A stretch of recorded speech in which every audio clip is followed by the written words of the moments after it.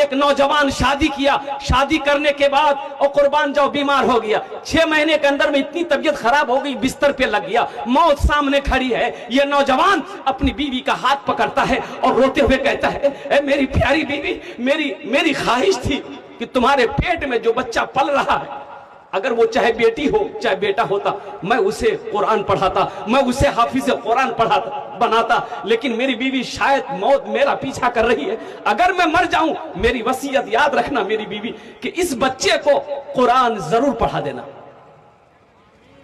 قرآن ضرور پڑھا دینا۔ نوجوان موت آئی، نوجوان مر گیا۔ یہ عورت 6 مہینہ کی حمل سے تھی، بچہ پلتا رہا، وقت ہوا بچہ پیدا ہوا، وہ بیٹی پیدا ہوئی۔ سبحان اللہ بولا دا ماشاءاللہ، بیٹی پیدا ہوئی۔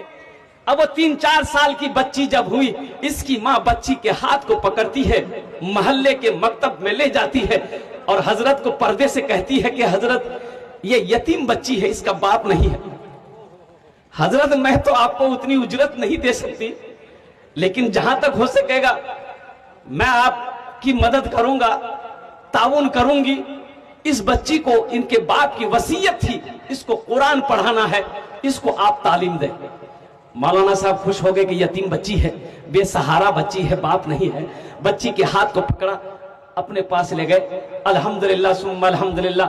اور قربان جاؤ، جانتے ہو وہ نوجوان جو مرا نا، وہ عذاب قبر میں مبتلا تھا، قبر میں عذاب ہو رہا تھا، فرشتے عذاب دے رہے تھے قبر میں۔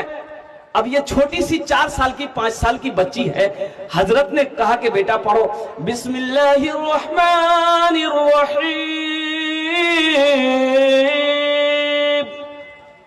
اور قربان جاؤ یہ چھوٹی سی بچی تتلی زبان سے بسم اللہ الرحمن الرحیم پڑھی۔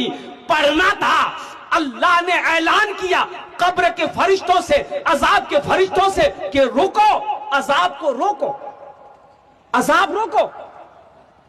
تو فرشتوں نے کہا کہ یا اللہ کون سا نیک عمل کیا ہے جو عذاب کو روک دیا گیا ہے؟ تو میرے اللہ نے کہا میرے فرشتوں، دنیا میں اس کی اولاد نے میری تعریف کی ہے، میری حمد و ثنا کی ہے، اس لیے مجھے شرم آتی ہے کہ دنیا میں جس کی اولاد میری تعریف کرے، قبر میں اس کے ماں باپ کو عذاب دوں، اس کے عذاب کو ہٹا۔